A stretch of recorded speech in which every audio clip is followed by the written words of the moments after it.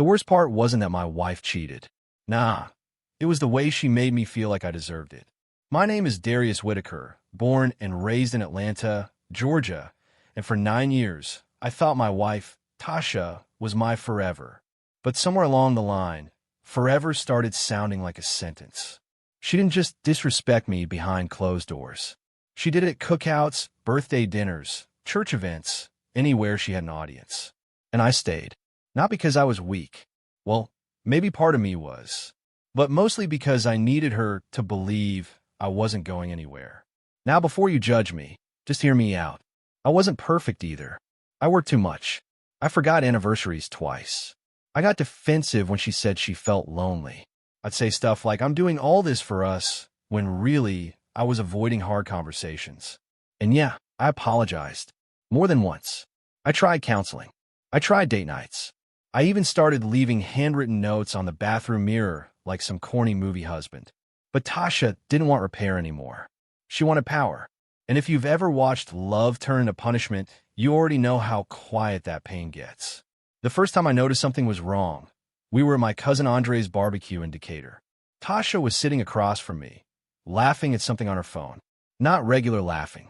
That private kind of laugh people try to hide, but secretly want you to notice. I asked what was funny, and she said, nothing you'd understand. Everybody at the table got quiet. Then she added, Darius doesn't really keep up with anything unless it has a bill attached to it. Folks chuckled awkwardly. I smiled like it didn't hurt. But oof, that one sat in my chest all night. And listen, this is where most people would have snapped, right? But I didn't. I told myself she was just frustrated. I told myself marriage had seasons. I told myself black love had survived worse than sarcasm at a cookout. But then the little things became bigger things. She stopped wearing her ring to work. She changed her phone password. She started saying my plans instead of our plans. And every time I asked, she rolled her eyes like I was embarrassing myself. If you're still watching, pay attention right here, because this is where I made my first mistake. I begged for honesty from someone enjoying the lie. One Thursday night, Tasha came home smelling like expensive cologne that definitely wasn't mine. I was in the kitchen reheating turkey wings from my mama's house, trying to act casual. I asked where she'd been. She said out. Just out. Like I was some roommate asking too many questions. I said, Tasha, can we please talk? She laughed and said, now you want to talk? And I'll be honest, I deserved a piece of that. Years earlier, when she needed emotional presence, I thought paying the mortgage was enough. It wasn't. But cheating? Humiliation? That wasn't healing. That was revenge with lipstick on. The first discovery came by accident. Or maybe God was tired of watching me be stupid. I was cleaning out the laundry room when her old iPad lit up on the shelf. A message preview popped up from somebody named Kay. It said, he still doesn't know? That's actually sad. My stomach dropped. I didn't open it at first. I just stood there holding a basket of towels, like the towels had answers. Then another message came in. You sure he won't leave?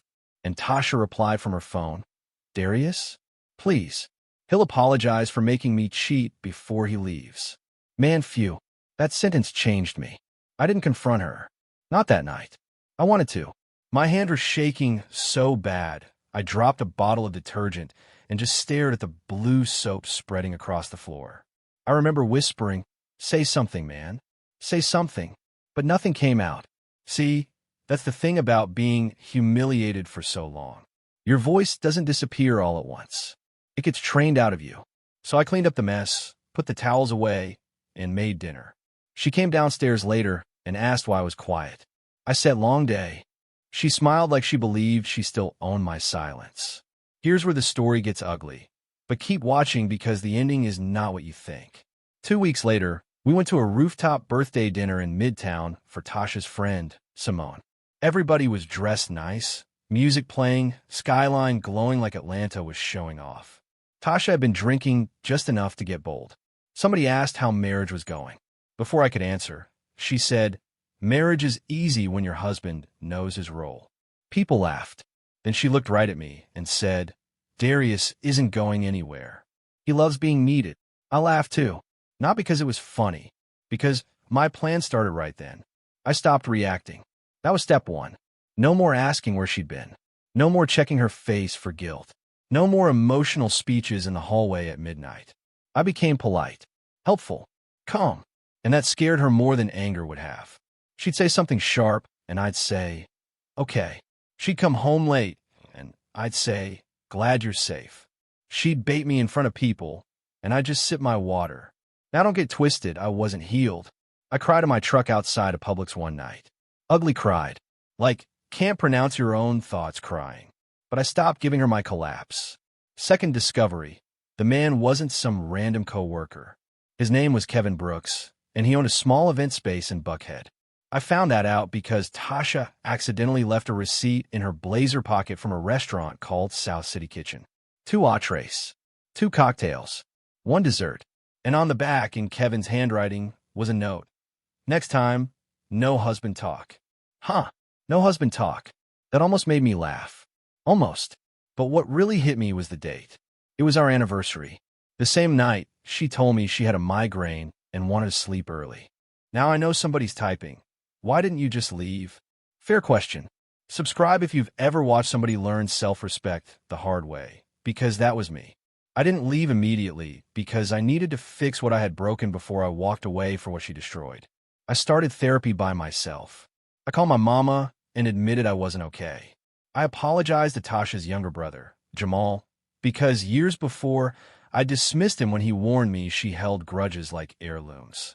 I even wrote Tasha a letter owning every way I had failed her.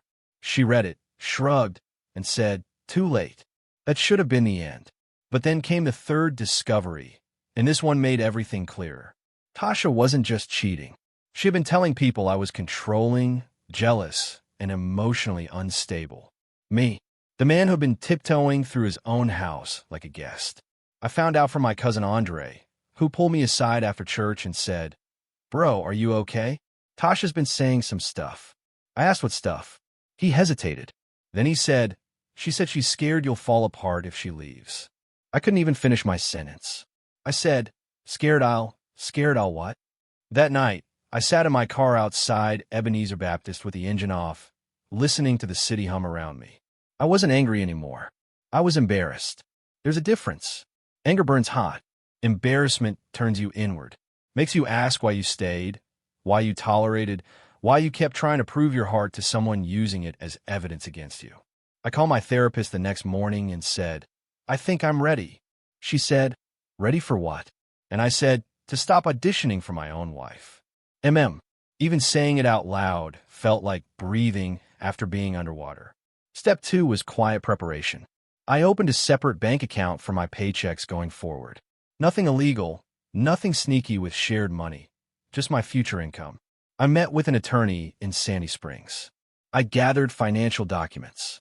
I made copies of the mortgage paperwork, insurance, tax returns, everything. And every night, I came home and acted normal. Tasha thought my calm meant surrender. She started getting careless. She'd take calls in the garage. She'd leave smiling at 9 p.m., wearing perfume I bought her. And I'd say, drive safe. Lord, that woman thought she had trained me. But really, she had freed me.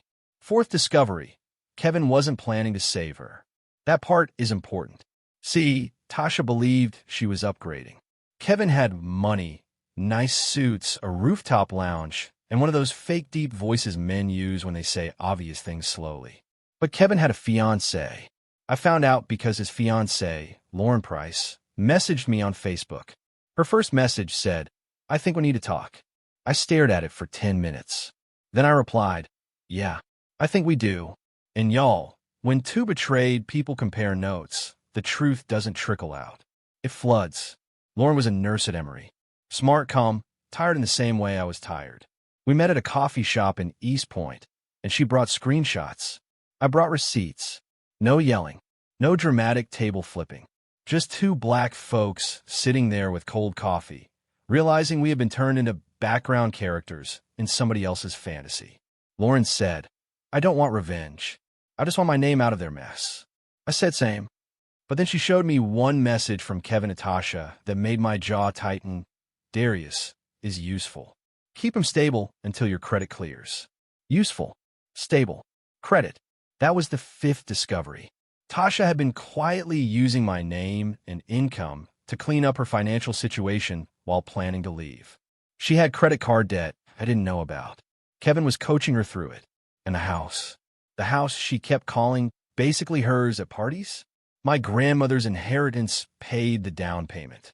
I felt foolish, not because I trusted my wife. That's what marriage is supposed to be. I felt foolish because she had turned trust into a tool. I went home that night and saw her asleep on the couch, peaceful as a saint. I whispered, "You really thought I was nothing." Now, listen closely, because this is the part where I almost ruined everything. I wanted to explode. I want to wake her up, throw the papers on the floor, and ask her who raised her to be this cruel. I wanted Kevin embarrassed, Tasha exposed, everybody clapping like a movie scene. But real life doesn't reward sloppy revenge. It rewards patience. So I did something harder. I waited. I kept going to therapy. I kept taking responsibility for my failures. I even asked Tasha one final time, "Do you want to be married to me?" She looked at her nails and said, "I want you to stop being so sensitive." That answer gave me peace. Not happiness. Peace. Because sometimes closure isn't an apology. Sometimes closure is somebody confirming they're exactly who their actions said they were. A week later, Tasha announced she wanted to throw a fresh start dinner at Kevin's event space. She said it was for her new consulting brand. I knew nothing about this brand. Apparently, it was all about helping women reclaim their voice. I almost choked on my water. Reclaim their voice? Baby, you stole mine and tried to sell tickets. But I smiled and said, "That sounds big. I'll be there." She said, "Good. Try not to be awkward." Here comes the irony. Tasha asked me to help with the event. Me. She wanted me to design the slideshow because I was good with boring stuff. She sent me pictures, brand colors, quotes about empowerment, and a draft speech where she called herself a woman who survived emotional neglect. Now, I'm not proud of this, but I stared at that line for a long time. Because yes, I had neglected her emotionally in parts of our marriage. I own that. But survival? While cheating, lying, mocking me, and planning an exit using my stability. Nah, that wasn't survival. That was theater. And she had handed me the script. I didn't change her slideshow. That would have been petty and obvious. Instead, I made it perfect. Clean fonts, warm photos, smooth transitions. I even added a closing slide that said, "Truth is the beginning of freedom," because that was one of her favorite quotes. She loved it. She said, "See, this is why I keep you around." Ooh, I had to bite my tongue so hard I tasted blood. Not literally, well, almost. Anyway, the night of the event, I wore a navy suit, polished shoes, and my grandfather's watch. For the first time in months, I didn't feel like I was attending her life. I was exiting it. The room was packed. Simone was there. Andre was there. Tasha's co-workers, church acquaintances, cousins, even Kevin's fiancée, Lauren, who came in quietly and sat near the back. Kevin looked nervous when he saw her, but Tasha didn't notice. She was glowing, hugging people, calling me my husband in that sweet public voice she hadn't used at home in a year. Then she got on stage and started her speech. She talked about strength, reinvention, being underestimated. Every few sentences, she glanced at me like I was proof of what she survived. And the whole time, I just sat there thinking, let her finish. Then she said it, the line I didn't know I needed. Sometimes, she told the room, you have to love people from a distance when they refuse to grow. People nodded. Somebody said, "Amen." She looked directly at me. And for a second, the old me wanted to shrink. But the new me stood up. Not dramatically, not angry, just stood. Tasha paused and smiled tight. "Darius, did you want to say something?" The room turned. My heart was pounding so hard I could hear it in my ears. I said, "Actually, just one thing." I walked to the front slowly. My hand was shaking, so I put one in my pocket. Human moment, I almost tripped on the speaker cord. Somebody laughed softly. I said, "Sorry, y'all. I'm not really a public speaking person." I got a few warm chuckles. Then I turned to Tasha and said, "I want to thank my wife for teaching me something." Her smile came back, proud and smug. I continued, "She taught me that silence can look like weakness to people who don't understand restraint." The room got quiet, real quiet, like even the ice stopped clinking. I didn't show screenshots on a projector. I didn't read messages out loud. I didn't need to turn pain into entertainment. I just held up a sealed envelope and said, Tasha, these are divorce papers. You'll receive the official copies through my attorney Monday. Gasps. Somebody whispered, oh my God. Tasha's face changed 3 times in 2 seconds. I turned to Kevin and said, and Lauren already knows. That was all. For words.